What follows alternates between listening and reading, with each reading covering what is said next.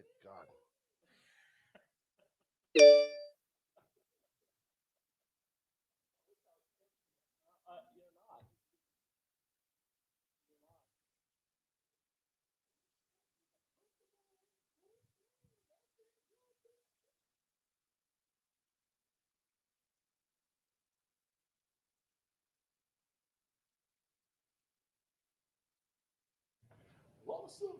That brings up third and long. Cody Pike, tackle reviews, tournament talk, plus a whole lot more on this edition of Tackle Shop Live, starting right now.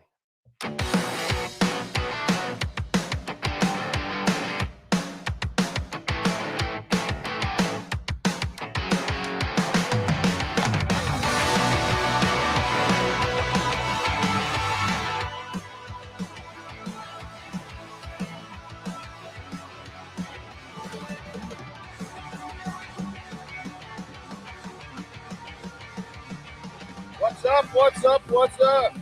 What's up? What's up? What's up? What's up? That brings up Mikey.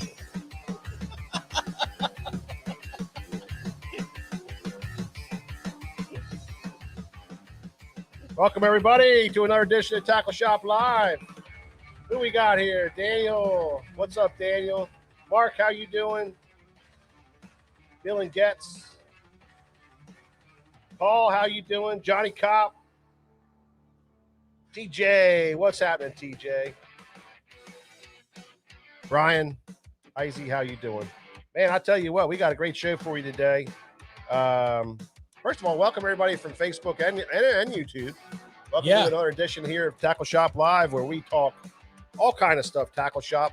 Anything you hear at a Tackle Shop, you're going to hear it here on this show.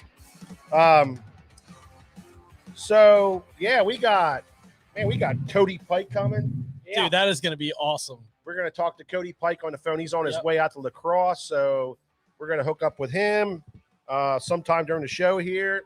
We got a call with him at 7:30. And then we got some tournament talk, as always. We're going to break down tournament talk. We got some great technique that's going to come out of that. And then we got some great new tackle that came in, some reviews we want to talk about, some stuff we fished over the weekend.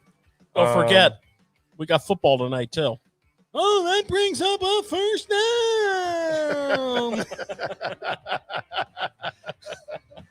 Not college. Yeah, well, I mean, we are. No, because guess what? If it was the Penn State Nittany Lions, it'd be like, Trace McSorley sacked for 10 yards, and that brings up third and long for your Penn State Nittany Lions. Pretty much. Just saying, Franklin. All you got to do is change the names of the players. I know. Yeah, I know. Oh, yeah. No. Yeah. Yeah. Anyway, sorry. Yeah. Well, but I digress. You know what? It's football season, and it's not really football season. Oh, yes, it is. It's like they just started the preseason games, and these guys are crazy about it. I mean, take it easy, fella. We got 27 straight weeks of football. I know. George, they are crazy about it. They couldn't wait for this. Wait, George. NFL. Hold up. It's always football season when we go fishing, brother. We got 52 weeks of chasing football around the Miami River. Yeah, that's true, Corbin. Well. Yep. Anyway, we got some great tournament talk, but we had our tournament down at Conowinga Pool this weekend. You mean the mega tournament? Yeah. Mega Bucks? Was that called Mega Bucks? The big one.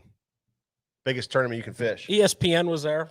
I noticed a new wall monument by all them. Did you see the helicopters that were filming? I see a new 20 up there. Flying in on us. It was embarrassing all day. It was crazy, man.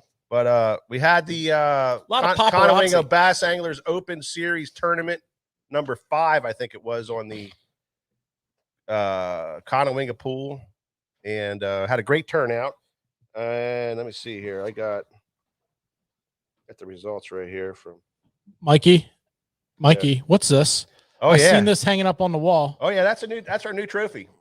That's the George Acord, Mike Acord trophy for beating the team of Setlock and Kovac. Oh, it's a traveling trophy. It's a traveling trophy. Yeah. I think we got 2 on them, and they have 1 on us. Yeah. But, and if we don't go back for the rest of the year, we'll be leaving. that means we win. Yeah, that means we're good. All right, see you guys. We won't be back. Yeah, he sent me the Take the money and run.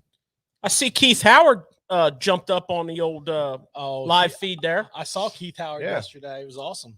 The last time I saw Keith Howard, he was in his new boat, and every time I looked over, he was catching a fish and complaining that they were 15 inches. I wouldn't say he was complaining. He looked pretty happy. Bill Barnes, Dan Swaggart. Yeah, they're all here. Dylan Getz. Yeah, so there was a tournament down there, and we had 26 teams. There were 6 spots paid 1 and 5. So there were 6 spots paid. And the team of Herb, I always butcher his last name. Weichman. Yep. Is that it? Weichman. He fished by himself, won the tournament by himself. And he had lunker. Sounds like something. 392. 392. He had all smallmouth. He had Very 392. He had 1442. Very impressive. George and I came in second. That's right. With 1384. So we were right there. We were right there. Well, no. We weren't right there because right there got the first place and lunker money. We were knocking on the door. We're going in the right direction. Distinctly in second place. Were you throwing a rig, George? Dave Kovac and Brian Setlock end up in third. Henceforth, the $20 bill on our wall. And they weren't even close. No, it was. They weren't even close. I mean, I wasn't even a fish tournament. You know what I think happened there? Yeah. I don't even think they weighed all their fishing because to be that far off. Then there was another solo guy came in fourth, Nate Brown. He would have been in third, but he had dead fish. Oh.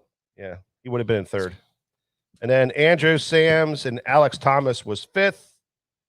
And Sean Petticore and Greg Burdick was the final position in sixth. So it was a great turnout. Thanks, everybody, for coming. We're having another one, not this weekend, but the following weekend, back at Conowingo, 6 a.m. blast off. Really good time. And the fishing's good. I mean, for this time of year at 14 pounds. So who knows what's going to happen the rest of the year. It's going to get better and better and better.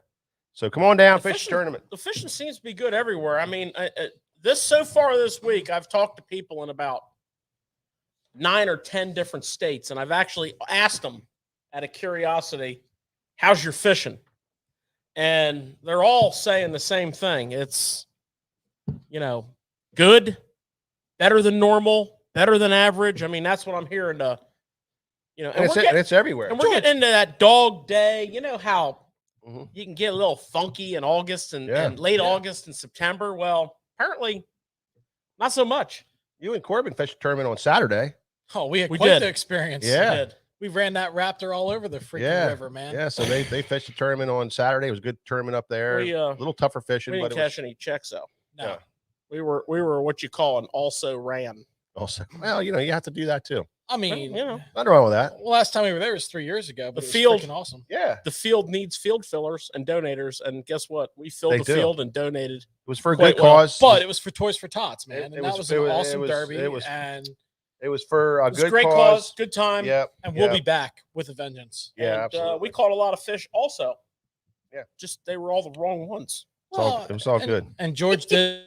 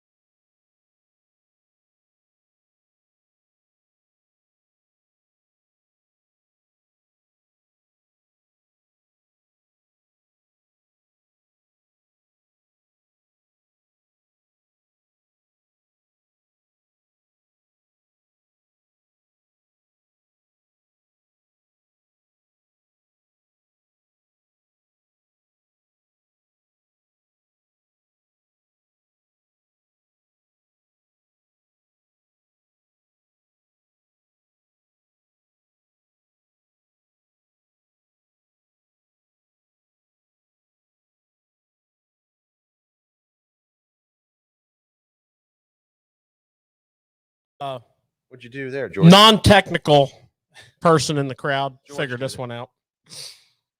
How's that? Can you hear us, Kate? Yeah, we're good.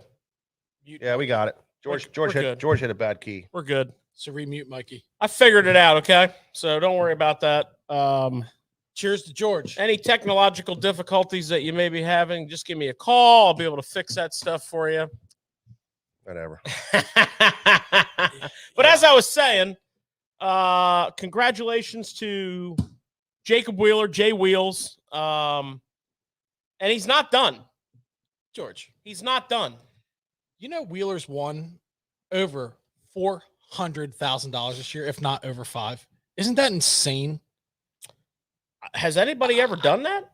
I mean, and that doesn't include winning a classic or any big, like, No, because a classic or a championship is like 300,000. Right. I mean, he's doing this old school, Right. And that doesn't include any of the 100K at a cups. time. Right. Right. So he's got another one coming up at St. Clair, so he could possibly three-peat on the BPT. Yep. 4 tour level wins In a year. But the tournament at Champlain was interesting because it wasn't just all offshore smallies. No. Here's my notes, Corbin, and we'll compare notes. Yep. These are just the things I found interesting. Right. Okay.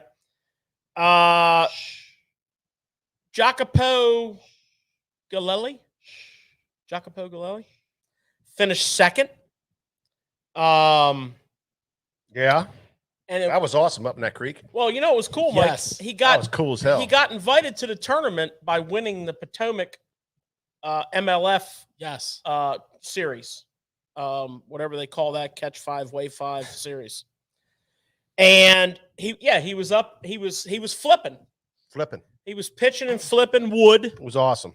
And it was nice, refreshing change to see some big stick power fishing. Yeah. And what I found interesting about him, George, was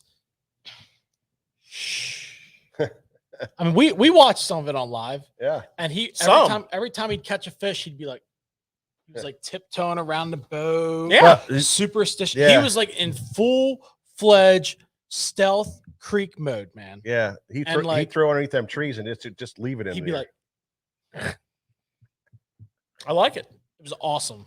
That was interesting. Another thing I noticed that I really liked that we haven't seen in a while since this Northern Swing took place on all the tours was Ott Defoe slinging a crankbait for 4 days. And he was slinging his namesake, OG Slim, and he was slinging the bigger number 6, and he was also slinging that new mini that they're bringing out here any month now. Yeah. And I mean, he cranked. Okay. A lot of these guys went south. Yeah. Which was also interesting, Mike. Did you realize that in order to go south to tie, you had to launch at Plattsburgh, go through the ceremony of launching, and then when they called your number, drive back over and put your boat on the trailer. Drive down there. And drive down to tie. And that's no freaking you have to strap everything down because that's an hour and something drive down there. I don't know. If the wind wasn't blowing, I'd have just ran because it would have was been blowing faster. every day. Well, as if the wind wasn't blowing, Yeah. I would have just ran because it would have been faster by water. Well, hell Well, yeah. and you don't have to worry about, because when you're done, so you can take your nice easy ride back in. True that. Like you don't have to be back in by a weigh-in time. It's when period 3's up. You just got to make your ride back by whenever. Kind of interesting, right? Yeah. Boat number 5, Ott Defoe. See ya. Load her up. All right, let's go, Bobby. Take me down to Take me to the tie. So, Put me in the water. there was a few of them down south, and they were, the water's dirtier down there. When you see that dirty water on a Champlain tournament, they're either south or they're up a creek. Up a creek somewhere, yeah. Because those creeks in Messicoy have some color to them, and some of those other creeks. And it was also cool. I don't know how I feel about that trailer thing. What did that guy, the guy who came in second, did he drive down there too? Because he was fishing a creek way down there. I don't know if I'm sure he did. He probably ran that Phoenix wherever he wanted. I actually don't think he was south the whole time. Yeah, he was in that creek down south. You sure it was south? That's what they said. Okay. Down in Ticonderoga. Okay. A creek off of Ticonderoga. That's down there on the right. Yeah. Yep. Right below the fort. I mean, I was there where that railroad bridge was. Well, that was interesting. The other thing that was interesting, so we got a Northern Swing tournament, which we haven't seen this in a while. Yeah. Where flipping largemouth played. Right. We're cranking a mixed bag played. Yeah. And we're frogging played. Yep. And Kelly Jordan, Yep. who is a Top water fanatic. plus he's an old school like Flipper, puncher. and he's been doing this since they've had bass boats. Is this his best finish in a while? Yeah. Yeah. He's the guy. He is the guy that hits the ball 360 off the tee. What was the name of his show when he had it? Kelly Jordan catches big fish on Lake Fork. No, it wasn't the hunt for big fish, and then That wasn't his show. That was Larry Octafo- Dahlberg. He was a guest. No, he wasn't. Yes. No, he wasn't. Yeah, that's a Bass Pro Shop show, and I took it over. And then Ott took it over. Yeah. But Kelly Jordan was like the main wheel on there. On Lake Fork. Yeah. So he frogged for the better part of his tournament, and it was really cool in his post tournament day interview on day 3. He's like, I basically caught every fish I weighed in on this frog, and he said it's a spro. He said it used to be brown. It was like a natural red spro. The paint was eaten off the thing, And he caught a freaking ton of fish on a frog. Yes. And he was up in Messacoy, and it was awesome. Yeah. And so what I thought was really interesting, George, about all this too, was, like Brian Thrift, who also made the final. Yes. He made a big change when he was throwing his Demiki Stinger, aka Senko, right? Right. And he changed it to 4-inch because they wouldn't eat the 5. But what I thought was really interesting, because I happened to see some alive this week, was the amount of pickerel and pike that these guys were catching, and the kind of the face of defeat when they set the hook, and then they'd realize when it got up to the boat that it was one that they needed. However, it was just a fish that they couldn't score. So they had to overcome it. Yeah, I mean, and when you go up to that lake, Well, 2-pounders. That's what they're doing. 2 right? pound was the score. Yeah. Now, when you go up to that lake, I mean, the pike and the pickerel, Yeah. if you're fishing in the grass, Yeah. those Slimers will mess you up, man. I mean, you'll be out of hooks and dadgum. They call them grass pike up there. Right? Well, I mean, they call Grass them a lot pike. of things. But, but you've been up there, you've been up there, Mike, already. You get on this spot and you throw out there and you get this bite. yeah. And, I mean, it's not like you're leaving hooks in Pike's mouths, because it's She gone. Well, and in particular, all day long. The last tournament I fished up there, I had to call down here to the shop and I had to say, air, mail, all the white swim jigs and horny toads that you have, because the pike ate everything. Yeah. Well, and what's funny about that is, like, as they were cycling through, and of course everybody watched Wheeler and they watched, Thrift, and they watched, Kelly Joy, but like certain people that were targeting more largemouth were definitely catching more pike mixed in, but they wouldn't change what they were doing. They would just unhook that thing and then cast it out and catch it. Well, and that's a good point. So, like, the schools of fish in the grass, the bottom line is these guys that were fishing grass had, for largemouth, they had multiple species in that grass bed, and they knew because the bait was there. Yep, exactly. That's a great point. That's a great point. I wonder how many OG slim crankbaits Octafo went through. I don't know. Because I'm going to tell you right now, you start cranking the grass. And pikes like it. I mean, I was on the last time I was up there, I was on a wicked swim jig bite. Yeah. Dude, I went through some swim jigs. Brian Moffitt's hanging out with us. James Hawk, how you doing? Yeah, TJ, thanks for stopping by. Ed Ranowski, how are you, Ed?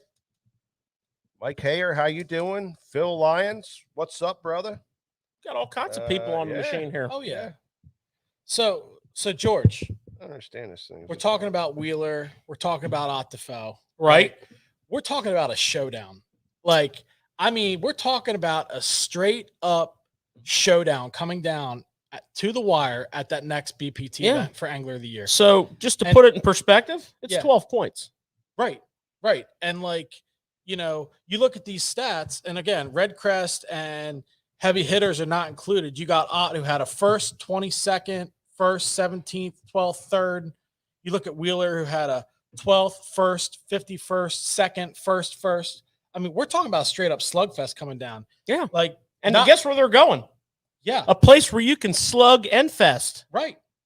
And both of them, I mean, you look at Ott, they say, again, not including any cups or anything, he's at almost $270,000 for the year. Wheeler's at $360,000, both of which, including their bonuses, are well over, you know, that next tier. I mean, not only that, is this exciting? And they're doing it only on the BPT. Yeah, one of those two could possibly win this next tournament easily. Another 100 easily. Plus, I don't know what the AOI pays in BPT. Right. Probably another 100. Right. So we could be looking at some heavy cash flow.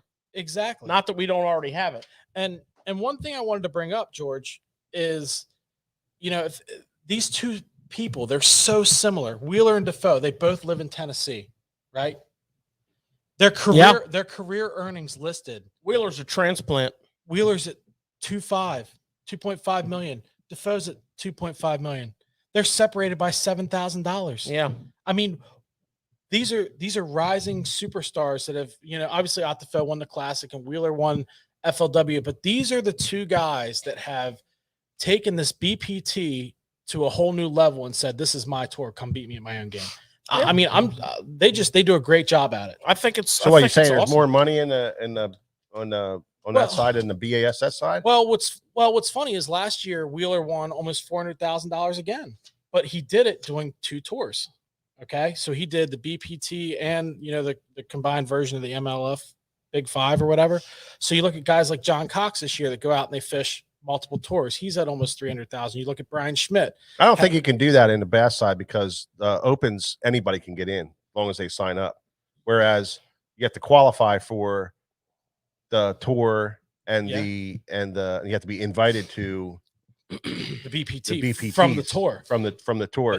But the guys that are fishing just be invited.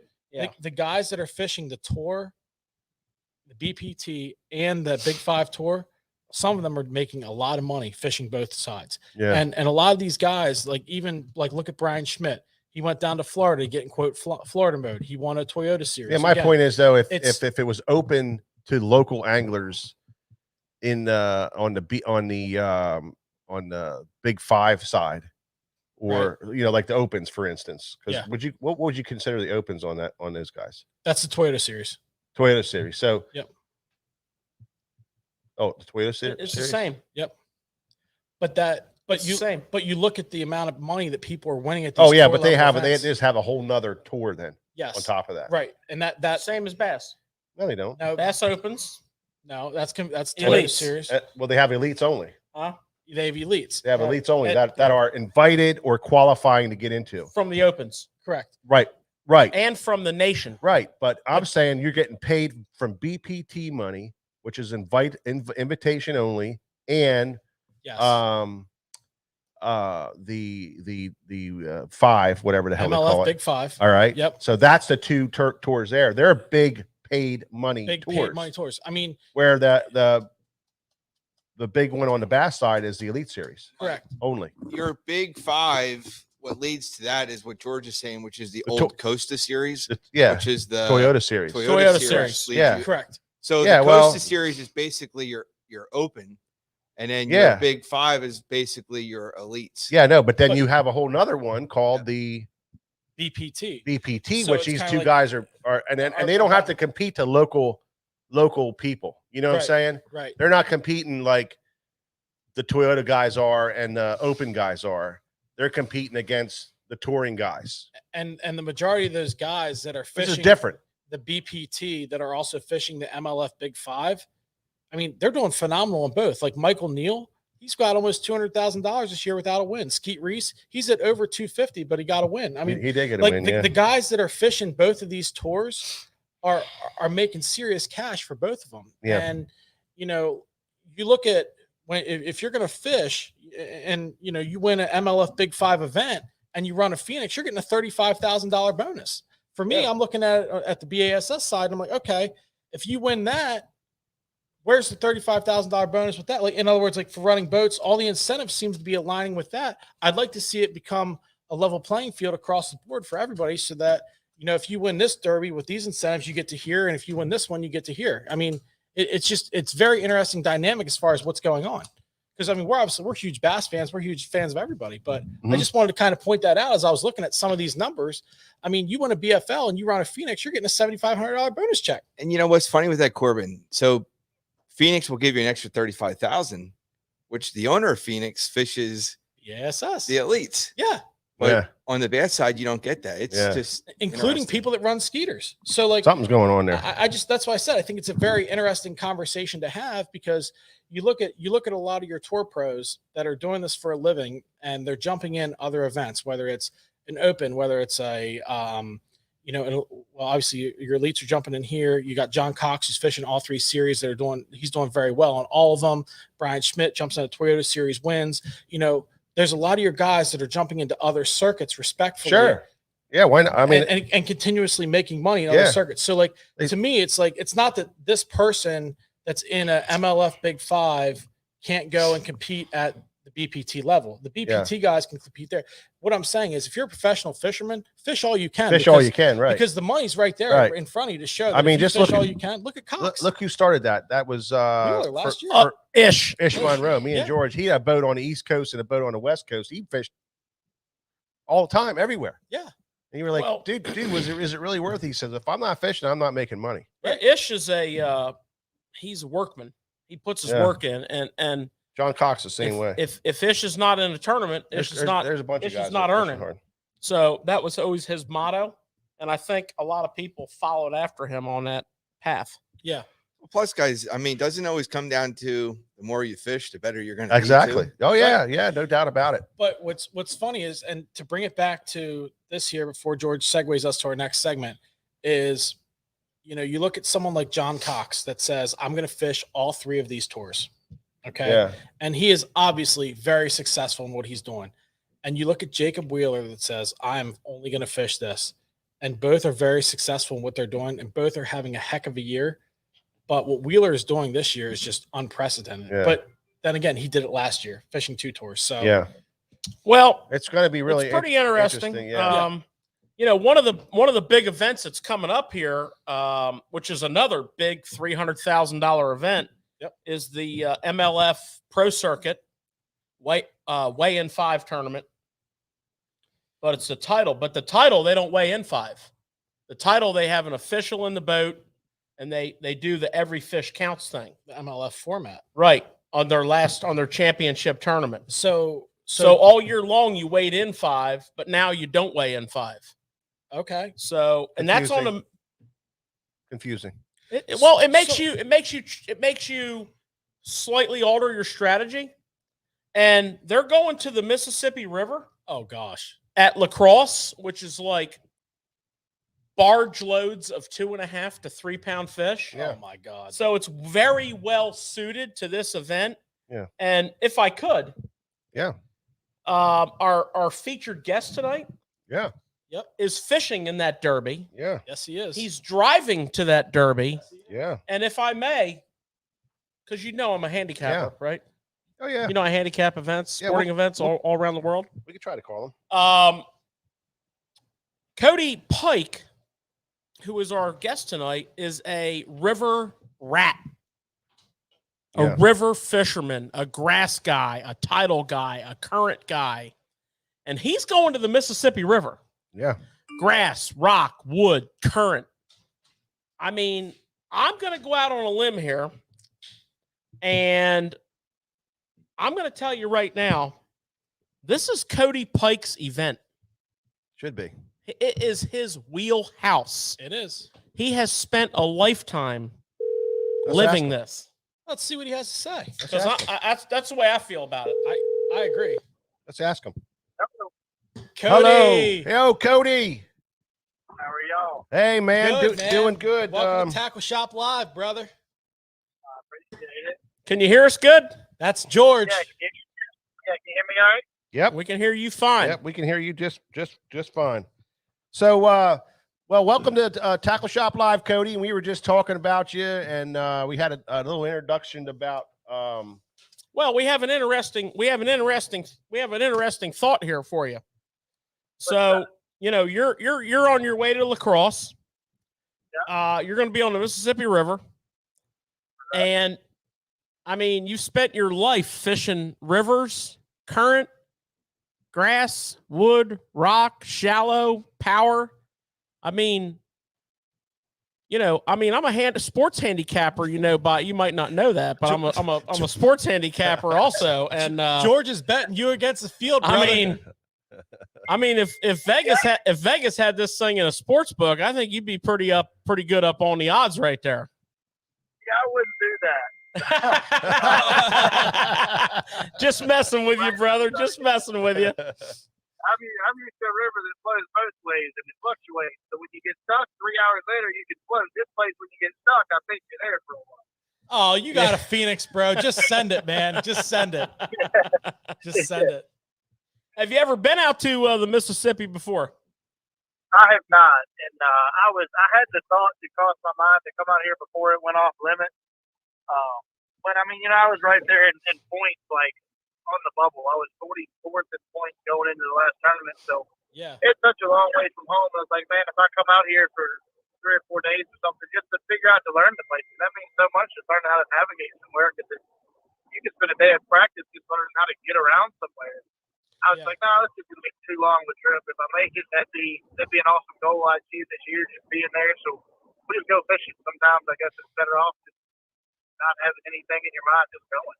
Absolutely, man. Absolutely. I mean, if you can get your navigating part down, I mean, your river skills are going to come into play for the rest. I'm feeling that. Yeah. So that's something like I like. I mean, the last tournament in St. Lawrence was the opposite of what I like. But I mean, I just shallow water, grass, flipping, top water, anything power fishing like that. So that's what I grew up doing. So I'm comfortable with. So hopefully we can figure something out. Love it. That's fine. That's one of the questions I'm going to pick your brain on, though. But Cody, for a lot of the visitors or listeners here that may not know who you are, I got the privilege of knowing you probably about 10 years ago down on the James River. You're a huge stick down there, and this is something even back then you're like, listen, I'm going to be a professional fisherman. And last year you did phenomenal, and made the cut. You made me think that. You what? You made me think that. When I met you, I was like, man, look at this guy. He's like, has no common sense. He's crazy as can be, and he has a good time and gets to go fishing everywhere. I want to be like that. Oh, yeah, man. You nailed that right away, man. Hey, Cody. How long did that take you? Like 2 seconds? Oh, no. Me and Cody Pike had a night at the Texas Roadhouse down there in Richmond, but it was all good in the hood, man. We had a good old time, man.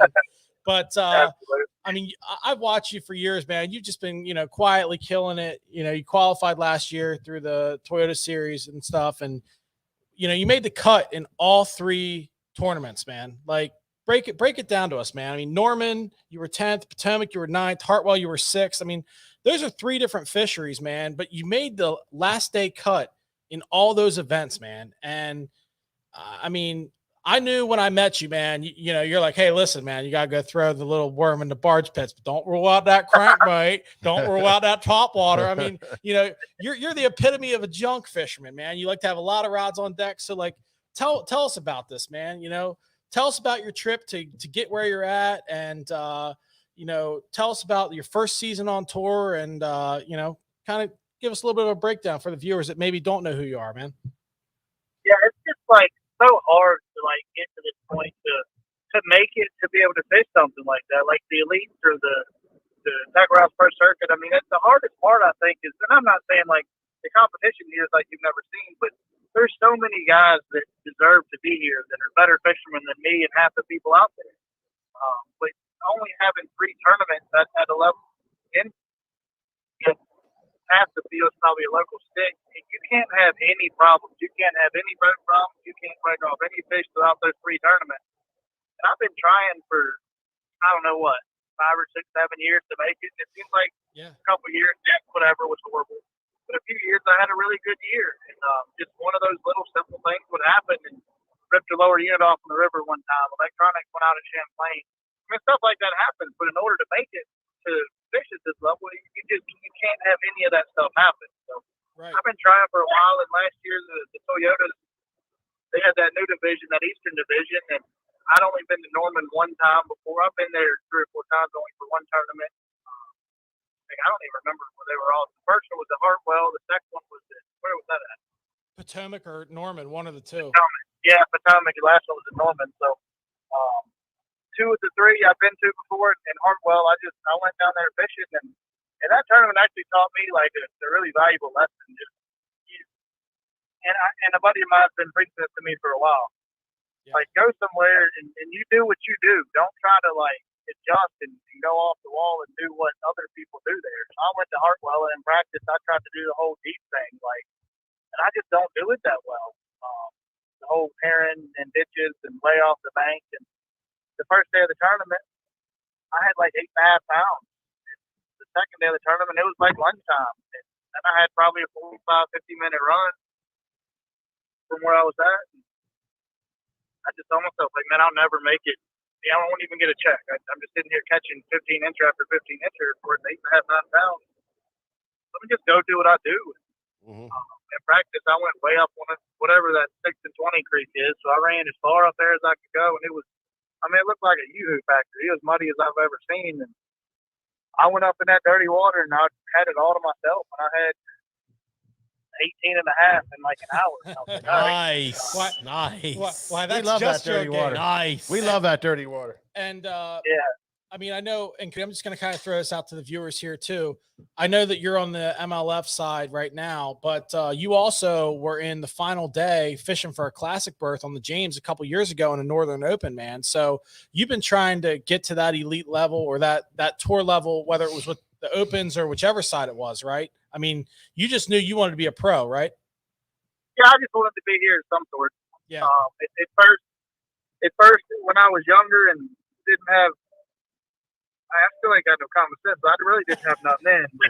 I was thinking of going to Bass, and then when I realized that I have a job that I'm happy with and I can live off of and live happily off of or whatever, and support my family when that time gets here, that man, that Bass side is just like those guys. There's more tournaments. There's more times going from home.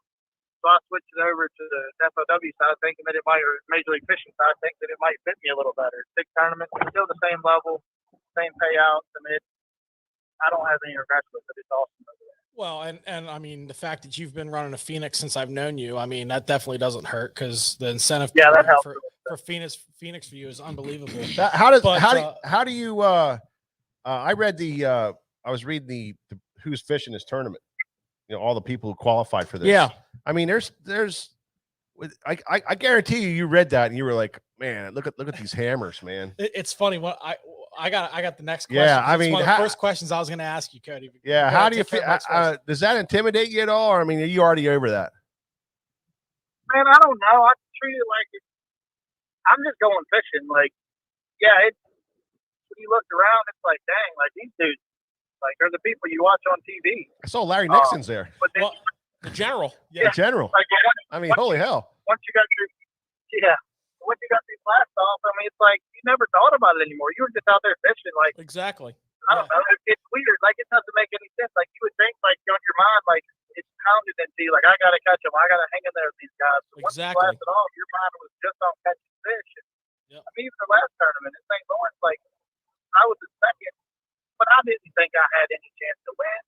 Like you're 7 pounds down, so I didn't have any pressure. If you finish second or fifth, I mean, you still ain't gonna be remembered by nothing. So that was my fault. I didn't think I had a chance to win. But no, I just go out there and enjoy it. It's fun. I travel with a good buddy of mine, and that helps a lot. And he's one of the most of the guys that would look out there. It's Michael Neal. So you would look over there at him and say, "Oh, daggone, look at that guy. I don't want to be in his group. He's gonna make it." Yeah. Well, and it's funny, Cody. Like one of the things I was going to ask you is, this year's your rookie year on tour. You show up to that first event.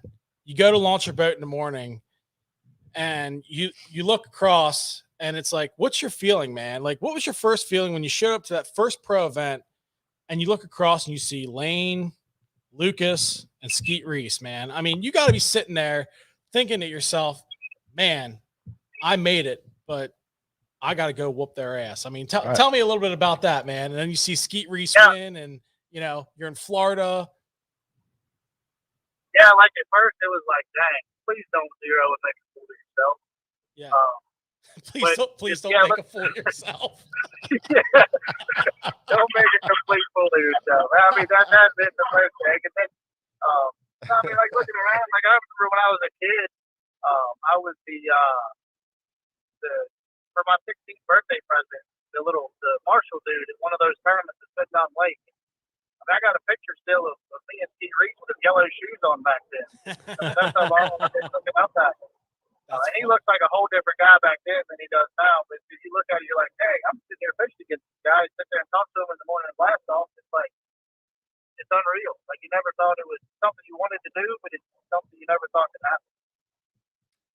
That's awesome, man. So that's all behind him now. Yeah, though. I know. I know. Yeah. I mean, I know. He is one of them guys. Right. Okay. Right. So all this. Right. So all of a sudden, all this Skeet's coming who's up who. I mean, it's like, you know what? it's I just- got the office in the water. I got the tools of the trade on the front deck, and I'm coming out here to catch my fish. I know. And the rest of them guys, they ain't in there. And now him and Alexis are on the front page of the MLF website, man. You know, I love and, it. I mean, bro, like for all the viewers out there, this is one of the other questions I had for you. Just relive that moment, man. The fact that that she was able to be there for that, relive that moment of victory. I mean, tell us what went through your head that final day, and you know what that meant. You know, obviously getting your victory was huge, but just, you know, sitting there in the bag line and realizing that, oh my God, the guy that was leading really opened up an opportunity for me. You know, I mean, that's a big deal, man. Yeah, no, I'll start the way part with Alexis. Like she loves it, and I love her being a part of it. And you know how it is, like you're gone fishing, and everything just can't work out. So she wanted to actually come to New York, and it didn't work out. So when I made the top 10, she called me. She was like, "Did you make the top 10?" And I was like, "Yeah, I made it." She was like, "All right, well, I'm coming up there tomorrow." I was like, "I'm coming up there tomorrow," and I'm like, "No, like for real, like I don't have any chance of winning. Just don't come up here.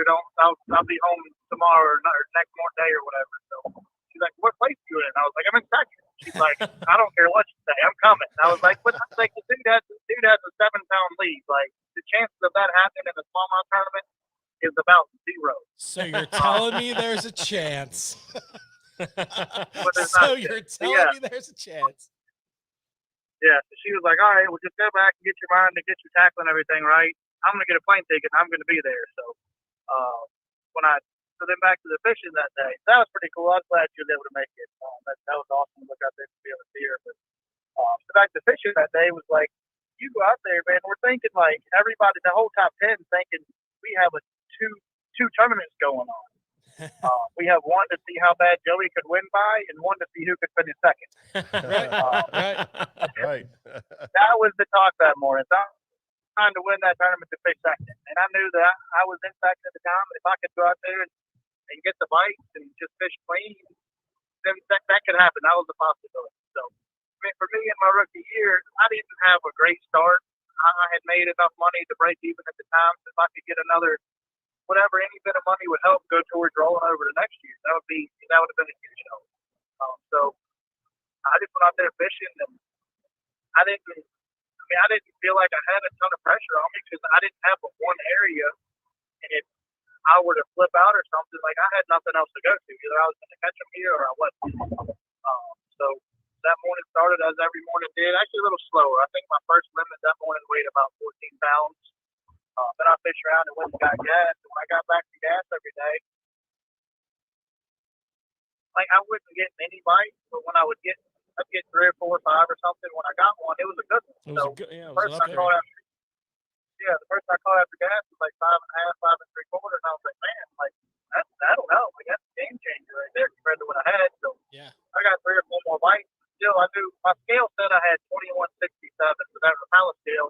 It always seems to be a little light, accurate, but just a little light by the time you get them all together, pretty much. And I was like, well, I did all I could do. Like, I couldn't have caught any more than I did. I had 22 pounds the second day and the last day, and each day I had one over 5. So that was the difference in 19 and a half and 22, I guess. So that's all I could do. And the whole ride back in, I didn't think about nothing. I just was going back in to see if I could stay in second place. When I pulled back up, Michael and Alexis and you remember Ricky Botford, they were standing there on the dock. Ricky Botford, yeah. Yeah. So Michael said, "Do you know?" And I'm like, "No, what?" He was like, "Well, how much weight do you have?" He said, "The tour tracker has you at 21 and a quarter." I'm like, "Well, I called him my last cast. My scale says 21.67. So I probably got like 22. And he said, "Well, if you got 22, then you got a 2-pound lead." And I'm thinking like, "No way, that's even possible." Yeah, right.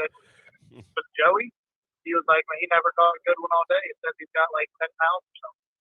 I'm like, "Yeah, somebody's in here totally bluffing their weight. Like it happens every time." It does. I mean, they put in a half a pound less per fish when they got 3 or 4 pounders or something.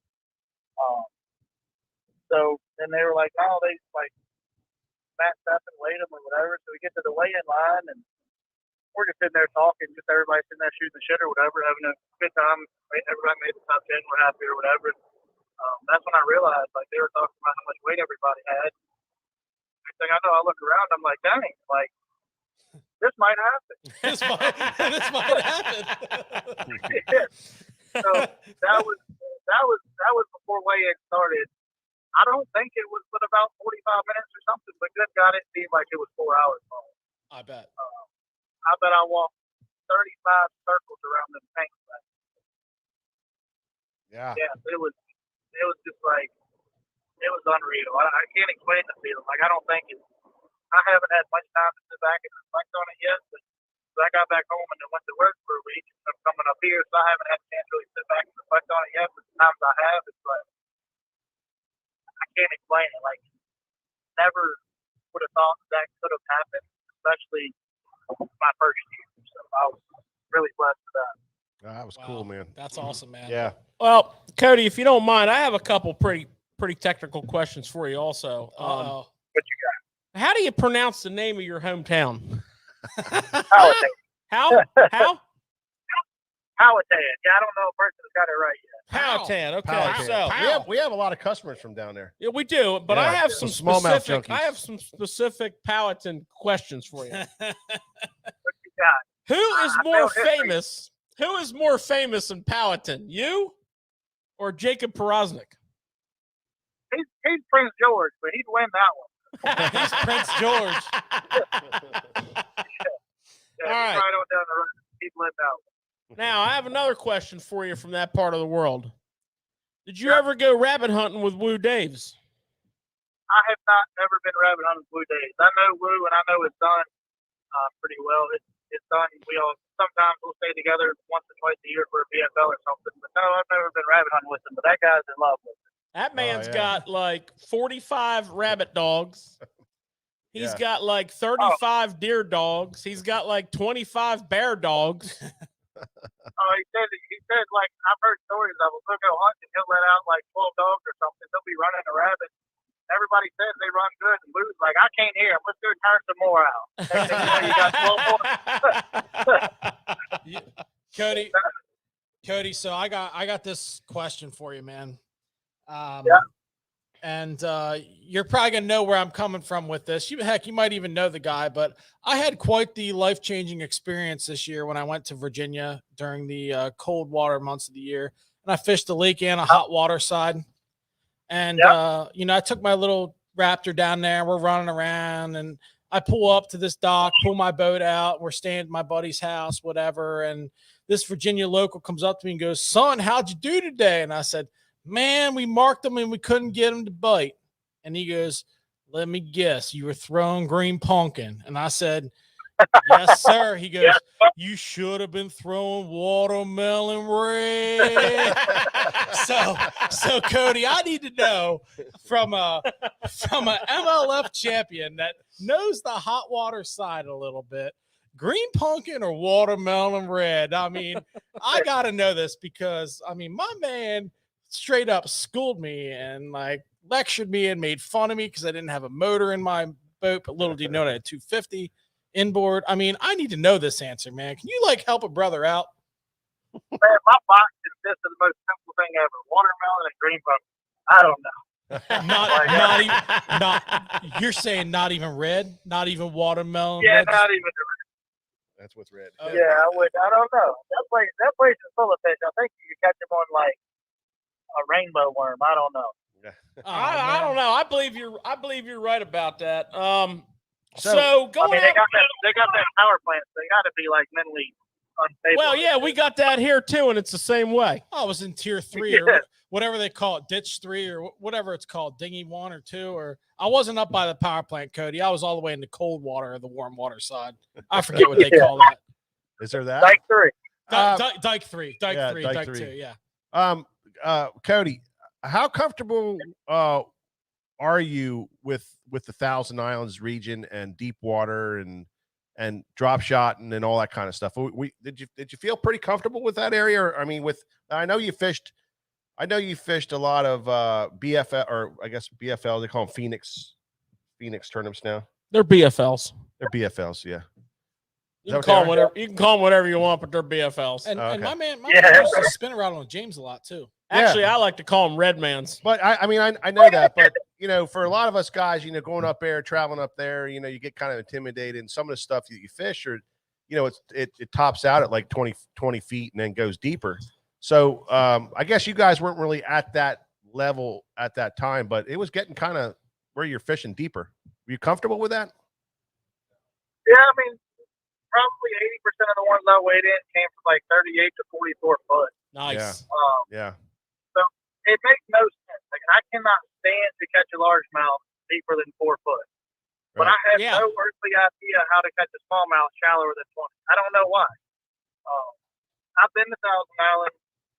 We made a few gotchas up there, just going for a 4 or 5 day long weekend or something, and going up there for a tournament. Just if you're in the area, you got to stop and fish it. So I mean, I've been there a few times. But the thing about when I went there was if the wind's not blowing, I mean, I'm going in the lake. Yeah, right. So right. it's been very few days that I've ever spent in that river. And I think the whole thing is just understanding that current. I mean, some fish set up different in a west wind, the east wind, because the current's faster or slower, and they're going to be more towards the eddy line or whatever. So that was just a different part of understanding that. That east wind's tough on that river, brother. Yeah, no, it can be for sure. It slows that current down. I mean, where I was fishing, I didn't have a lot of current. So I had just enough current to where my bait could keep moving, but I had to force my boat. And it was weird. Like, I couldn't get bit just casting. I don't know if it was because I had to work my worm and move it instead of just drifting with it, but Yeah. I had to force myself to drift across these smaller little spots. They were probably the size of my boat. So I ended up having, in practice, I didn't have but a few spots, but I had in this area. Yeah. But I had an idea that I could go there and for sure catch 15 or 16 pounds, which would have probably been enough to get me in the championship. So the first day, my first limit weighed 18 and a half, so I got to go look for some stuff. Second day, I had 16. I knew I made the championship, and I just went and looked for more stuff. So I got lucky in each day. I mean, I started off with a decent limit, and I was just able to go find more stuff. Yeah. That's awesome. That's a smart play too, Mike. Let's talk your setup. So fishing that deep water, you need quality line, and with all the zebra mussels and stuff going on there, you need quality line, you need a quality rod, you need the right kind of weights, Good terminal tackle. good terminal tackle, and then your hookup was kind of unique. It's what a lot of guys are doing now. And then the bait you were using, I mean, everybody would love to have some. Yeah. I got some for sale, about 100 bags left, $25.99 a piece. Gotta pay for that gas somehow, brother. Powhatan and taxes must be pretty high there, George. So tell us your setup for that drop shot. And now, what, hopefully everybody heard that he's catching a lot of fish in 35 to 40 feet of water. That's some deep water. So tell us your setup that you were using, and how you think you benefited from it. Yeah, so I actually got like all new spinning reels before I went up there. I use a spinning reel at home, but it's on like 15-pound braid with a 10 or 12-pound gamma edge leader. I mean, you got your drag pretty tight. You're just getting them out of cover, spider worm around laydown. You just want to get them out of there. So I was like, man, I got to kind of go play with these things a little bit different. So I had a Shimano Vanford at 3,000, and I had it paired up with either a Shimano D-Loomis Conquest medium or that Daiwa, the 7-foot Brent Ayler drop shot rod. They worked out perfect. I had a 10-pound braid with a 6 or 7-pound leader. Yep. I can't explain why I had a 6 or 7, and I don't remember which one had which on it when I started today. I just used either one of them. But it was that Gamma Touch 6 or 7-pound leader. A half ounce that Eco Pro tungsten weight. I don't know if that tungsten. Yeah, a lot of people, it doesn't make a difference here or there or whatever. But I mean, for one, it's harder. For two, that thing's sitting there dinging against rocks the whole time. It's going to be noisier. So I mean, that's just what I had. But yeah, you feel good. You feel better. You were rigging your bait on a robo hook. Rebarb. Yeah, I wasn't trying to play around with them. I mean, them little teeny hooks. Man, that little teeny hook, like I feel like every time they jump, it's coming off. Probably not the case with that bigger straight shank. You were getting you were threading it on though, right?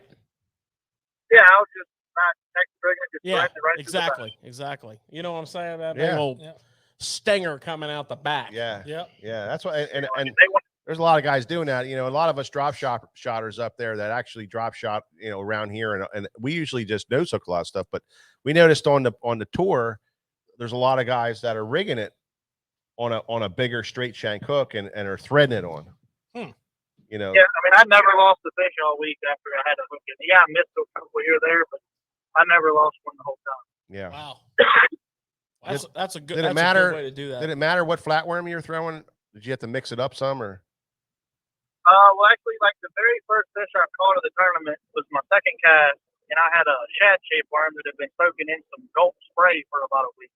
Yep. And I caught that fish, and my worm fell off, and I never put another one on the whole tournament. It was like a 4 3/4. I don't know why I didn't, but I just picked up a green pumpkin flatworm. Then we had an overcast day or half a day, and I picked up a black one. So I had more green pumpkin worms, so I figured I would stick with them over the black. You're talking my language now, brother. Yeah. Me and Mike are getting ready. Me and Mike are getting ready to go up in about a couple weeks here, and we'll be having it won't pay 100,000, but it'll feel like it will with the battle we're about to have. Oh, that's the funnest one. Oh yeah. Oh yeah. That's funny. Well, look, Cody, we really appreciate you taking the time and talking with us. Oh yeah. And I got. what do you got? Oh, I got a couple questions yet. Do you? Oh yeah. All right. Yeah. So Cody, I mean, we haven't announced this yet on Tackle Shop Live, but next year, you know, that MLF Pro Circuit, you got Stop on Rayburn, Harris Chain in March, Pickwick in April, Gunnersville in May. You know anything about the James River in June? Yeah. Champlain in July. I mean, the titles on St. Lawrence in August. I mean, talk to me, man. I ain't even going to ask you about the James, okay? Because I already got you penciled in there. That's a victory. But what's the one place other than the James that you are super excited about that you look at that calendar next year and you're like, oh yeah, I got to get that, other than the championship, of course? Yeah, I mean, I've never really done great there, but probably Champlain just because it's always so fun. Amen. Amen. Yeah. I've never been to Rayburn. Harris Chain, I've been there, and it sets up how I like to fish, grass, shallow. It's got offshore grass like the Potomac. So it sets up how I like to fish. But then again, I've been to Florida, I don't know, 5 or 6 times, and I ain't brought home $1 yet. So I can't take that one. Yeah. Yeah, Florida can be frustrating, man. Yeah. Yeah, they don't like me. It don't like anybody. Well, you'll get it, dude. You'll get it. Yeah. But no, that James River one, I mean, yeah, that's in my backyard, but you know how that is. Over half the time, that can hurt you. Just like the Potomac this year. I mean, Yeah. I was looking forward to that one. And yeah, I can't be mad at a 30-something place finish, but I also had like 2 things in my mind there. Like I was down there in points, I was in 70-something, so I knew I had to have a good tournament. Oh yeah. And I had 10 or 12 schools of fish located. And could possibly win here. You know, you just get that feeling. I'm like, you could possibly win here, but I didn't have the patience or time to figure that out in the tournament. I knew I had to go catch 14 pounds a day before I went and did something stupid. Yeah. Well, and it just it took me too long to get to that 14-pound mark before I could go gamble. Right. And you have a really good history on the tournament, you know, on the Potomac, winning 2 tournaments, a BFL Super Tournament and a regular BFL there. So that was one that we knew you were going to do pretty well at as well. Yeah. Yeah, I like that place. Now the James River, it's that time of year, that place, I don't know what's gotten into it, but it's just fishing unbelievable. Yeah. I mean, we had a 30-pound bag last year. We had it taken. Yeah. Like last weekend, I think it was like 6 bags over 20 pounds or something. Like it's just fishing good for a river system in the dead heat of summer. I just talked to a guy today who was down there yesterday with a friend. They went down and they launched a boat, and they caught 40 some bass yesterday in 4.5 hours. Yeah, it doesn't surprise me at all. Like that's that the was cool thing yesterday. about that place. Like you could go down there. Can you say road trip? Yeah, let's go. Let's go. Hey, well, you got some work. You got some work Cody, to do first, Cody. Cody, do they still eat that moccasin blue ringworm down there? I'm just asking. I still got a pack. They've seen it probably a million times. Yeah, they eat it. Dude, I think they actually you should have seen it this year at the house when that whole Zoom thing. They were hard to get went on.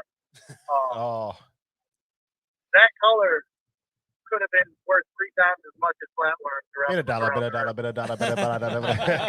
Yeah. Can I have a $50 bill over Well, here? That's awesome. Something I'd like to add to the conversation before we wrap up here, Cody, is you said that you don't really know how to catch a smallmouth under 4 foot of water.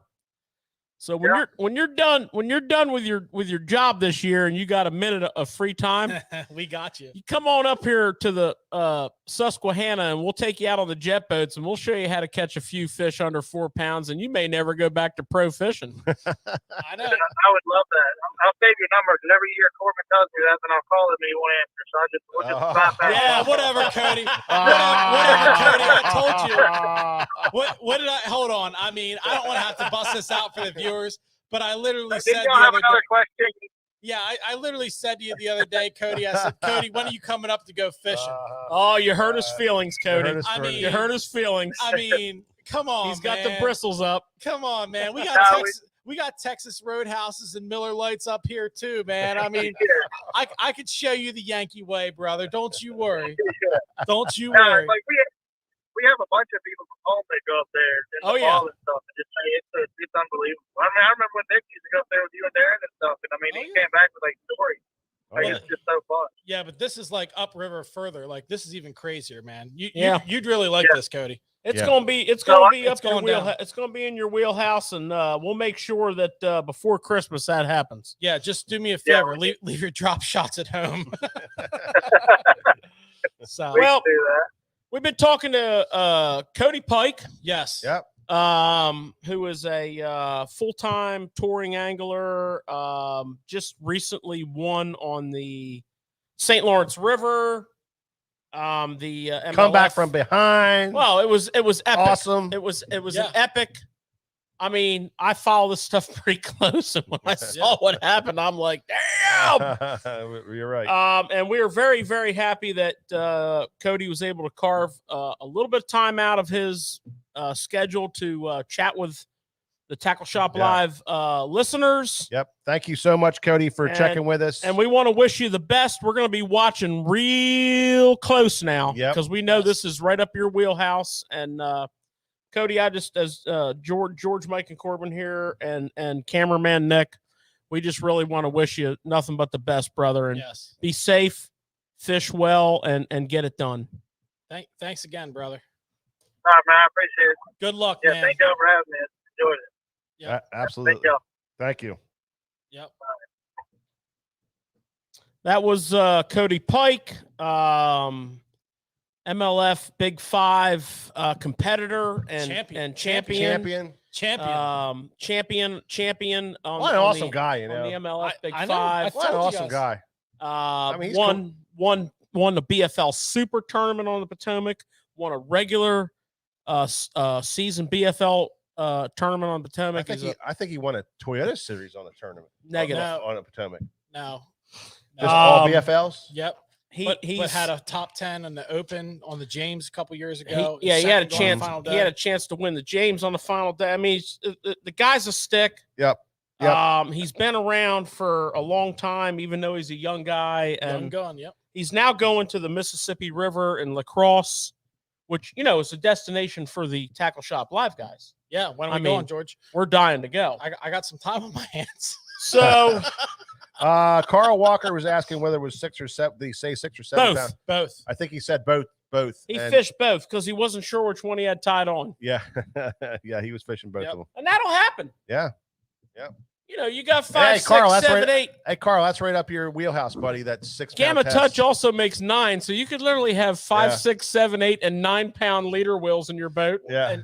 And what I took away was Conquest, Conquest. Brant Conquest, Ayler and drops, Vanford. and And- Brant Ayler. Don't and Brant forget, he gave Ayler- Daiwa Yep. drops too. That Tatula Elite Brent Ayler, that's the AGS guides. Yeah. That is a super Yeah. sensitive, light, but not your typical. You notice he didn't fish a typical lightweight drop shot rod. Right. He fished a 782 Conquest, which is a 6.6 medium, which has got Was it- serious what- balls. I thought he said 7-footer. I thought. 7-footer. I'm pretty sure he said 782. He might have. He also fished that. That's that strange using a 6.5-footer. well, they don't make too many spinning rods in Conquest. I think they make an 842 though. Maybe. Maybe. He also fished a Brent Ayler Tatula Elite, and he put Vanfords on both of them because the drag. He fished the Gamma Torque fluorocarbon Eco Pro half ounce. tungsten. Yep. The interesting thing is, I don't use tungsten when I drop shot, but I use tungsten for everything else. Yeah. And, except for my Carolina rig. I do not like tungsten on a Carolina rig. Why is that we get stuck in our ways? I don't know, George. You got an insight on that, Nick? One thing I do use tungsten for in drop shotting is bed fishing. It just seems like that smaller weight doesn't disturb the water as much as that bigger weight. I don't know. It could be in my head, but it just seems to work. That's a good That's what I think it is with me. Cause I get set in my ways, man. I mean, if you look at I carry that little Bass Mafia, little skinny red and black box with all the dividers in it. And that's what I carry all my weights and whatnot in. Cause you got a lot of spots. Yep. I don't have a tungsten drop shot weight in there. I just, you get stuck in your ways. I got I like the lead cylinder. Yeah. I don't know why that is. Maybe I should listen to Cody Pike here and start fishing some tungsten. Well, you know what I found most interesting about that conversation with Cody Pike? Because let me hear for 1 second. Other than what Rob Osmond says here, Well, Oz is on Team George. how he says I'm showing my age. You can teach an old dog a new trick there, Oz. You know what I'm saying, Oz? You see me pointing at the screen? I'm pointing at you, bro. I think the most interesting thing is Come and get it. what Cody said, not about going from green pumpkin to black, but I caught a 4 3/4 on a Yamamoto shad-shaped worm, and for some reason, I never tied another one on. Yeah. Yeah. Amazing, What's up with that? amazing. Richie Hall, how you doing? Ozman's in the house. What is the take? Oh, here's a question. I love this question. What's his? By the way, we should ask him. went into this in depth a Yeah. few weeks ago. Yeah, and we should ask him what was his take on using nets anymore in tournaments? Not using Or- nets. yeah, not using nets anymore. Well, the in league he tournaments. fishes does use nets. They use Yes. nets, right? That's right. He fishes in a league that does use Yeah. a net. Yep. The MLF Pro big circuit. big 5 Yep. fishes a net. Does the Bass Pro Tour fish a net? No, I didn't think so. Does the Elite Series fish a net? nope. No, I didn't think Yeah. so. So I mean, he fishes. What do you call them nets? Training wheels? No. Heck no. I call them problematic.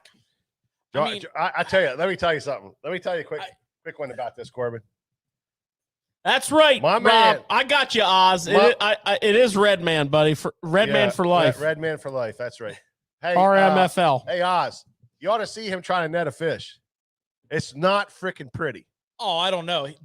George, we were awesome netting fish on Saturday. I don't know, man. He's a stabber like I'd never seen in my life. He's stabbing and fish jumping, but he gets them every time. Oh, we were swinging. Well, he's stabbing and coming up empty. Oh, wait, hang on a second.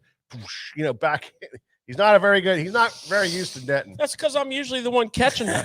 And Usually. I don't get a lot of practice with the net. That's true, but You know who's one of the best netters of all time? Mikey Poole. Now, Mikey Poole, and for those of you who are listening tonight, I know we're having some fun and we're going on and on, but Mikey Poole is an integral part of the SFT cog. You mean integral, not integral? Integral.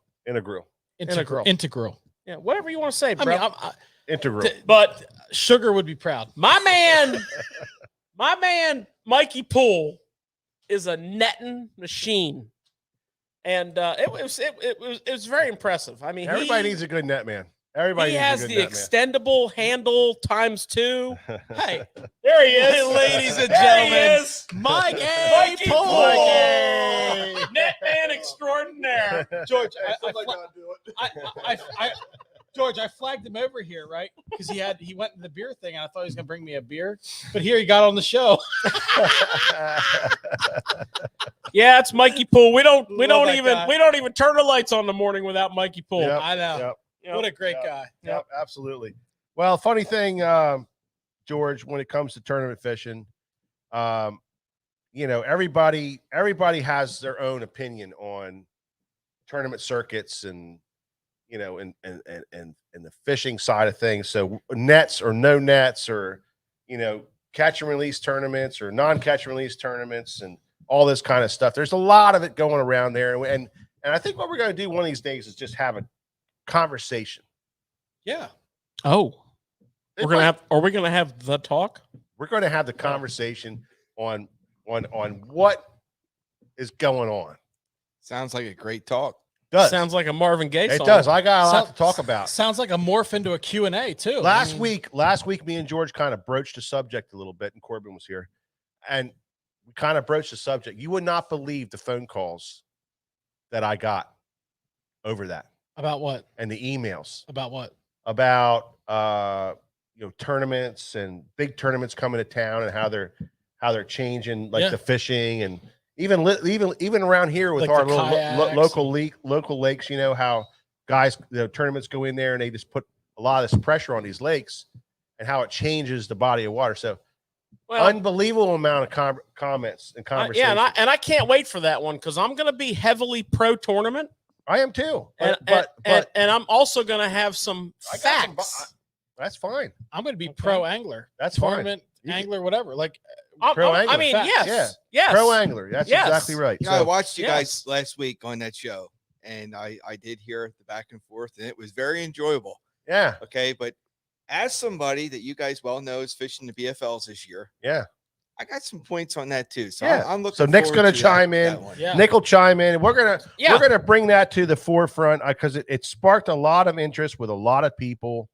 On I'm telling you, I got a ton of phone calls. All kind of stuff. It was crazy. Yeah, Joe Raymond says Joe Raymond uses the trout net. Come Absolutely, on, Joe. Well, hold on. Do you recall the Zona show with Seth, Angler of the Year Fighter, when they were up on the Door Peninsula in Wisconsin, where all the smallmouth are 7 pounds, and Fighter brought that custom trout net, and that's what he made the net all the fish with for like 5 straight days. That's because they saw it on social media from Joe Raymond. Having his trout net out there. Well, I mean, I've seen some pictures of Joe Raymond netting fish. It works. That net. Joe, It works. Listen, Joe, come on down and see me. I got a net for you, bro. Joe's in New York right now. Oh, beautiful. Yeah. Just had lunch with Joe yesterday. We had a go. Joe, me and Mike will be up in a couple weeks. We'll hook up with you for a perch dinner. Doran's checking in. Yep. How you doing, Doran? Yeah, Doran Artman. I mean, we just saw him. He worked with us all day today. Our newest member of the SFT He loves us so much. family. He has to watch us on this. So way to go, Doran. So where are we at here, George? Well, I mean, I want to throw some music in here. Yeah, put a little music in there. I want to get we got to regroup. I want to get my music on. We're going to move on to our next segment right now.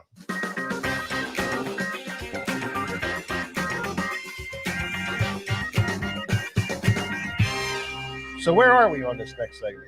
Well, this is Tackle Shop Live We got to talk about some tackle. with an emphasis on Tackle Shop. Now, there was a fella on here the other week. Now, Bill or Bob, you might want to tune out. Yeah.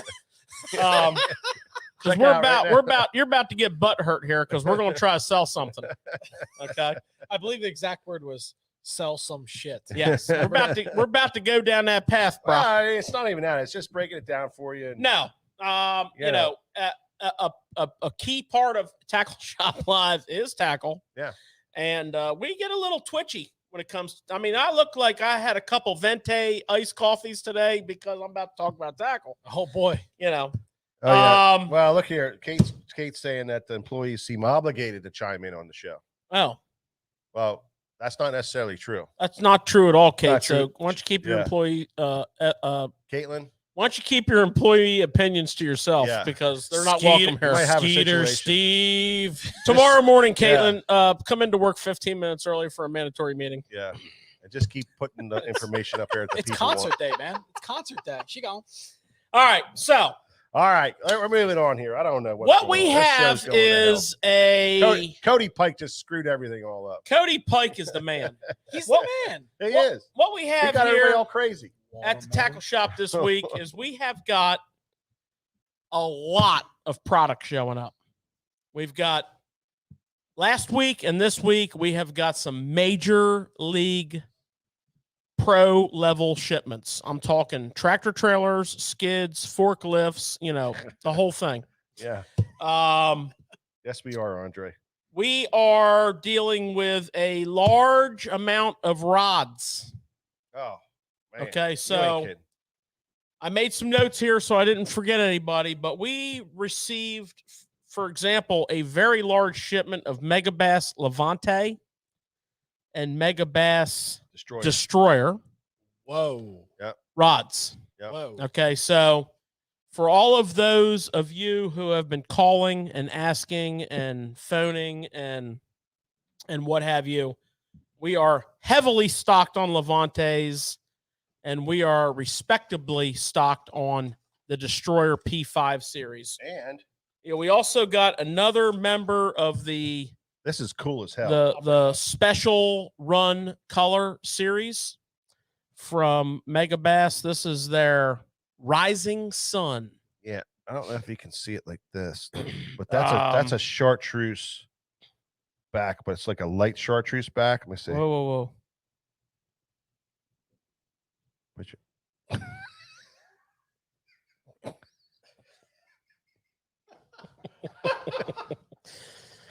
Uh-huh. It doesn't work. Steady. The problem with this one, I'm going to explain it to you guys. It's the pro- clear. The problem with this is why we can't get any focus or anything.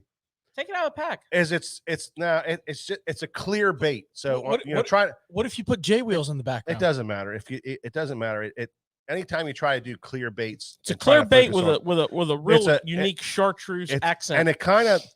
I think it's on the bottom too a little bit, and it just changes. But uniquely, the eye is not a regular Megabass eye. It's a totally different type of eye. Is it turned up or turned down? It's dead center, but look how big it is. Turned up for what? Look how big it is, bro. Try this one on for size, Nick. You can't see it, man. It's all washed out.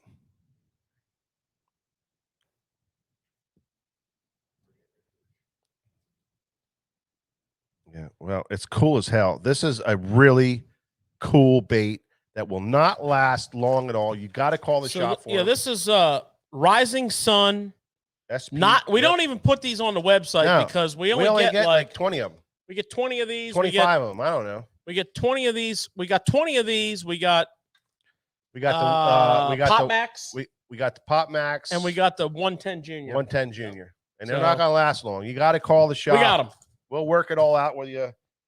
This thing, I'm telling you, it's one of the coolest one. But the eyes are the deal with this. It's a different eye. It's a big eye. You know what they say about the eyes, Mike?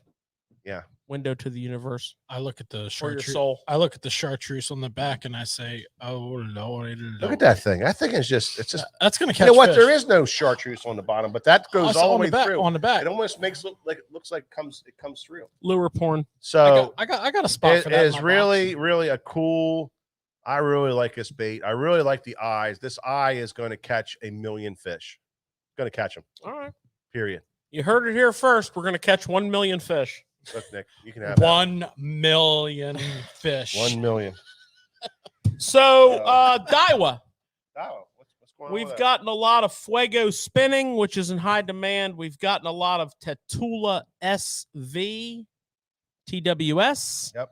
We've gotten a lot of Tatula 100 Compact SV, TWS. Yep. And arriving tomorrow, we have 15 Zillion Gs. Oh, The my Zillion God. G, which won best freshwater Yeah. reel of show at Yeah. ICAST, which we've had here. We've had, you know, we've had it. We've had but it. you know, we got depleted. And everybody's been asking about it. So There's jump on that right 15 away. of them coming in tomorrow. Okay, those Zillion G. If you have any specific questions on any of these, call us. Now, Shimano, SLX, SLX XT, SLX DC, Oh. Corrado Whoa. DC. Oh. They are in the house, and tomorrow a lot more are hitting. George, what's Okay, that? we have. Oh. Go ahead, Corbin. What's this? I see a bunch of these over there too. Yeah, sustains. We talked about the sustain in our last show. We have the 3,000 sustain in left. stock. Yeah. The 3,000's 3,000's the only I thing see a left. bunch of them. They're going like crazy. We also received a ton of Shimano rods. Uh-oh. You know, this week: Poison Adrena, Zodius, X Pride. Yeah. So that Yep. we also and then have. of course the CRX. Oh yeah, the GCX. the GCX CRX Loomises. GCX We- rod. pretty much filled the holes in on those. The new rod that I just come up with. CCGX GRX. This guy's a mess. My gay. Cashin Icon series is live on the website. The Icon series is the next generation of Cashin rods. Lighter, faster, stronger, kind of like the $6 million man. They are in stock. They are up on the website. In the very near future, we are going to have Matt Cashin call in for a short segment to talk carbon. Yeah. He tried to tell me about it at ICAST, and I had to drop over to John Cruz's booth and drink 3 shots of bourbon. So, you know, Well, the thing about these the man is a the genius. thing about these is right here. Right up there. This is another one of those rods. It's all processed and made in the United States and built down in North Carolina, I think. Yeah. Well, these guys And- are Yep. And they are their concept to finished product in-house. they're hardcore freaking carbon guys. You'll notice at ICAST they had the best of show with the Game Changer. Yeah. Fat Cat Newton design, spinning Yeah. rod on one side, Yeah. bait casting on the other. Yeah, right. Yep. Yeah. Fat Cat and James Watson were But, demonstrating that for us. I will say this, that I'm not a caching guy. I don't fish them, but our caching customers who do fish them are just Raving about the Icon. googly So, about this. So it's what we're going to it's do the real is deal. we have a shipment of icons coming in about 2 weeks to bolster up our inventory a little bit, and then we're going to have Matt Cashin. yeah, he's a great guy. He man. is, and he's a very smart He's guy. very smart. And he's gonna- any nuclear guy. He's nuclear He's engineer. Engineer. Yep. He's going to phone into the show, and he's going to break down. It's not going to be a 30-minute segment. It's going to be a 15-minute segment. Yeah. We're going to advertise it for you, those of you who are interested. He's going to break down the manufacturing of a Cashin Icon rod. And it's neat stuff because then you'll understand the carbon fiber and the glues and how things resins they use and all this stuff. Well, It's neat. and not only that, something I'd like to say. I mean, we've been a Cashin dealer since day one. Yeah. We've not been a big headliner dealer. We've not, made a lot of waves, but we've been selling cash and rods since day one. We have a phenomenal relationship with the whole cash and team, which is growing, by the way. Right. It's a quality product. So we're proud to have it up on sfttackle.com, and I can't wait for a couple weeks to have Matt jump on I told him, listen, I just only want like 15 minutes of your life because he's a busy man. So we're going to have that. I like that technical stuff about rods. And Yeah. rods, I think nuts and bolts. I just and dig bolts. it. A lot of people don't understand it, but I love it. I love talking about it. So a crankbait that has been ripping them up on the national series and has been in super high demand. And it's probably tied for first place in our hottest selling crankbait in our store right now, both in store and online, is the Rapala DT series. I mean, there's a lot of crankbaits that are selling really well out of the shop right now, but the DT series is hot. And they're catching fish on it no matter where in the country. Including the OG Slim. But the interesting thing is we are heavily inventoried on them now. So if you're looking to get some big shad, if you're looking to get some OG Slims, we are ready to take care of business. Yep. So George, I want to talk to you about this DT series because I'm a fan, but you know me, I'm like Switzerland. I fish all brands of crankbaits, man. Yeah, like most people do. I wish I fished a DT more. I got lucky. Exactly where I'm going with this. I got Lucky Crafts. I've got Strike Kings. I've got Jackals. So for those viewers out there, what makes the DT so special other than the fact that it goes from 4 to 20? Well, first of all, it's balsa. Silent. Okay, so balsa. Can you break a DT down to me? So here's the thing about balsa baits. If you look at the underground world of custom balsa baits, okay, people are paying on an average of $35 to $50 for a custom balsa bait. Okay. And why is that? Because they are very erratic hunting action. No two are the same. Fish catching baits. Now, our good friend Cliff Pace is the closest that we have to a custom shop making a bait for a reasonable price at about $16 a piece. Well, Rapala has been doing this as long as there's been balsa trees. So they got it down. Yeah. They are mass producing balsa. Yep.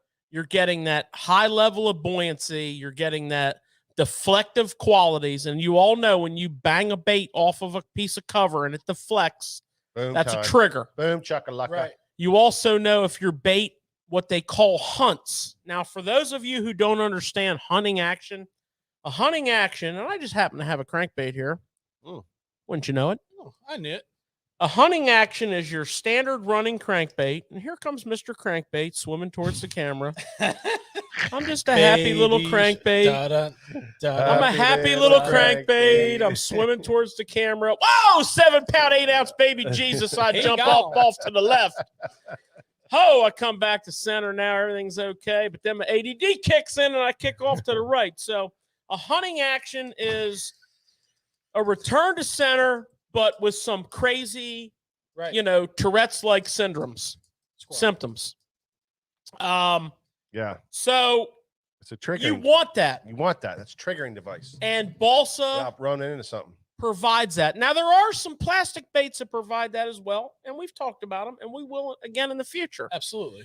But balsa provides that, okay? And you got to usually spend a ton of money to get it. Well, you don't with DTs. And they run to where they say they're going to run. Right. Look at all the people fishing them, Corbin. There's an unbelievable amount of people. Look how much money's been went on them. I know. That's why huge amounts of money. That's why I wanted to ask George. I mean, when you talked about DT, I'm like, okay, we talked last week or 2 weeks ago about the Strike King 6XD coming out with a different style in it. Hard knocker. Yeah. But when you go DT, I guess my thing is, I've started to carry more DTs more now than I've ever have. But what's like for our viewers out here, George? Why should they have a couple DTs in their arsenal? And like, if you're going to pick up a couple of them, since you're well stocked on them, what are some ones that you would recommend? I got that. Sizes, colors, if you depths, will. Yeah. like because it is such a unique bait, and Rappler makes it from 4 to 20. My wonderful assistant. It is. They do. They make a DT4 all the way through to DT20.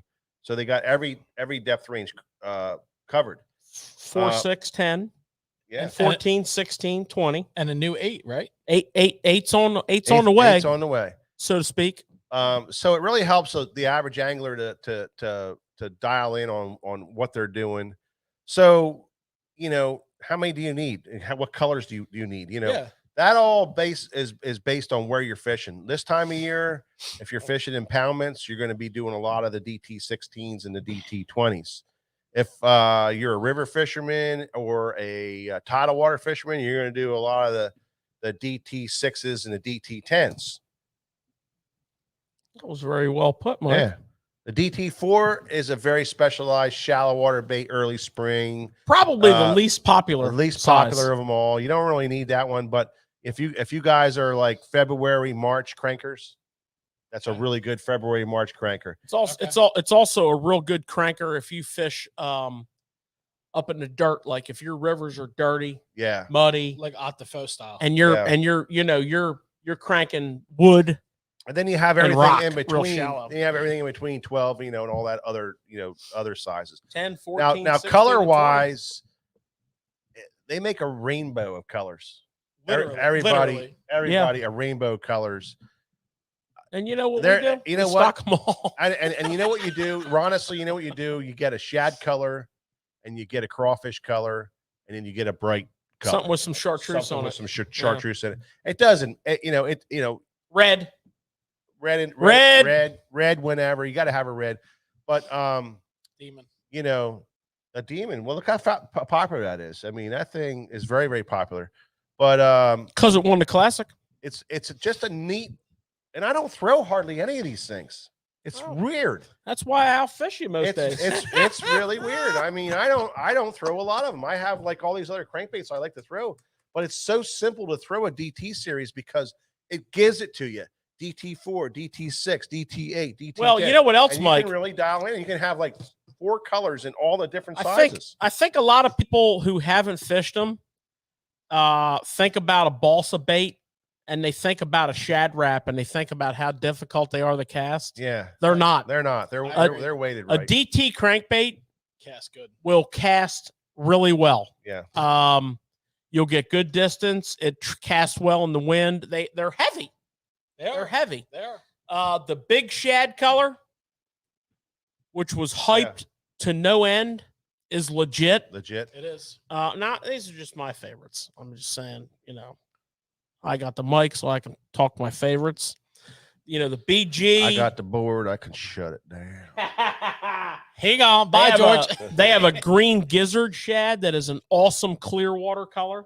Yeah. Yep. They have a whole series of reds, as Corbin said, the demon. They have a red crawl. Brown crawl. One of the oldest colors that they have in the book is called DCW. Which stands for dark brown crawdad. It's just it's the oldest color that they've had. It's probably the number 1 selling shad wrap color they've ever invented. It's mandatory. And it flat out catches fish. Yeah. All the old ones, the S, the DCW, the Fire Tiger, the blue shad. I hate that color. I hate it too, but there's guys love it. Yeah. They catch fish. Yep. But guys love it. They like to fish it. So it's just a great. Yeah. It's cranking time. It's cranking time. It's time to crank.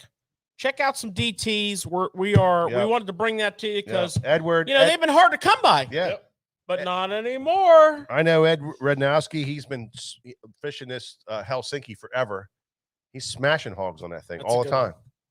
So way to go, brother. Hot mustard. Thanks, George, for going into a little bit, and Mike for going a little bit more depth about that. Well, we had to talk about that. The other thing that we got notice on today, because listen, we've been hearing it I almost didn't want to come to work for the last 3 or 4 days. We've been hearing it so bad. Is how bad the Kitech inventory is. Horrible. I almost put police caution tape up on the Kitech aisle It's bad. because it looks like a murder scene. It's bad. And, it's just not pretty. You shouldn't even bring kids in here right now. But sorry, boys, my tackle bounty got guess lifted. what? Just kidding. Big Mike from Kitech just dropped a skid in the mail for us today. And I love using the word skid because it's a lot. It's a lot. Yeah. So a skid of Kitech will be here tomorrow. It's going to take Mike a whole day to unpack it and inventory it. Which one? Pull or A-cord? A-cord. And pull. I think Poolsy will be here. He'll be whacking. Yeah, he's waving. He'll be on the skid. He's coming in at 7, he said. Yeah. So the Kitech will be up early and ready to go. Yeah. We'll have a skid of Kitech going for you tomorrow. And the last thing I wanted to have, Mike, what's he say? Oz is asking when Spike Stoker is going to come to the show. Listen, Oz, I heard he's almost an elite. I heard he's interviewing for an NBC sports announcing job. And now the sports with Spike Stoker. Dude, he's got a chance to make the elites, bro. If he does, Oh, yeah. In multiple series. if he does, You're gonna get a tattoo. Oh. no, I will be launching an entire line of Spike Stoker sportswear. I was hoping George was gonna get a tattoo. Spike Stoker hats, Spike Could you Stoker imagine? hoodies, And now weighing in. Spike Stoker tees. I mean, Spike Stoker. That's gonna be my guy. Thanks, So, Oz. Thanks, Oz, for bringing that up. And the last thing I want to leave you with is something that I learned last August into September. Actually, the last 2 years, August into September, everywhere I fished. Is that a wake bait? The wake. Throw a wake bait. Wakey, eggs and bakey. The last thing I want to leave you guys with, and girls, And in be late real- August, Well, be real to yourself and say in September, and go ahead and say it. You never do it. Nobody does.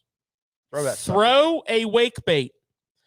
The last 2 years, look at that. Look at a lip on that. Boy. The last 2 years in late August and September, I did some serious damage with this bad boy. This is the Strike King KVD 2.5 wake. Cast great. Works great. Spike Stoker approved. Hey, I'm out. We gone. I'm out. Well, definitely. I mean, that's something that we talked about all the time, but guys just don't do it. They don't throw wake baits Guilty. for some reason. Guilty. It's just a crazy. And I thing. like to throw it on goat rope. But how about it, Nick? We'll pick up a popper. Goat rope. He likes to throw we'll it on pick up a 200 popper. pound weight. Absolutely. Pick a popper up and throw a popper. We'll throw a buzz bait. We'll throw a. Smallmouth, largemouth. They love it, man. Put it on big line. Chuck and wine, baby. Put Chuck it and on a wine. big rod. Put it on big line and cover some water. If you see, It's so easy. Even if you George can see fish it. shallow bait and you're in shallow water, tie that bad boy Yeah. on. It works. I like this green gizzard color. Yep. Just saying. Well, I think we got it covered tonight. That was fun. It's a fun show. Thank you, Cody. That's my Pike. number one thing I want to say is thanks to Cody Pike. Cody Thank you, Pike. Cody Pike. Yep. I do appreciate that. Yep. We do have a lot of awesome guests lined up. Yeah. When I was at ICAST a couple weeks ago, I was able to talk to a ton of people who are excited to come on Tackle Shop Live for a short little visit. And we are going to start putting together close to weekly guests. We'll try to. Yep.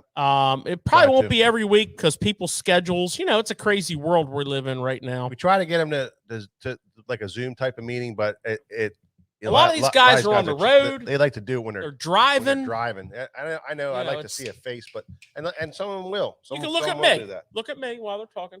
And we'll try to get some guys to stop in and be live. Well, that'll happen too. Yeah.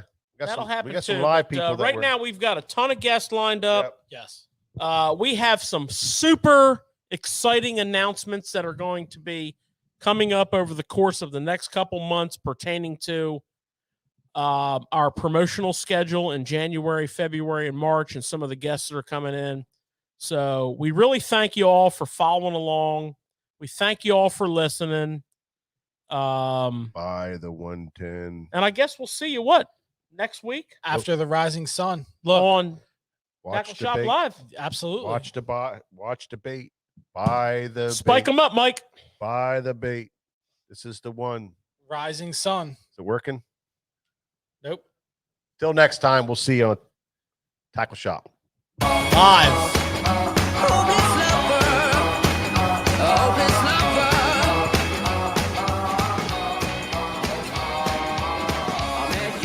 Sunny day, right there you took my breath away. Young and pretty, was it just a dream? The next day you called me up, you told me I'm your little buttercup. You came over and you fell into my arms. Well, I know what I feel. Please tell me your love is real. You make me smile when I think of you. If I am down, knowing I am blue, I can't get enough. You make me happy, I feel so fine. Oh, how I wish that you were mine. I can't get enough.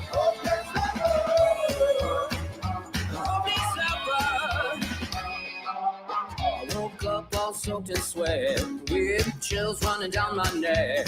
I'm going crazy from just the thought of you. A long blonde hair and your beautiful smile. Your sense of humor makes it all worthwhile. Don't make me wait, it's not a funny game. You know just what I feel. Please tell me your love is real.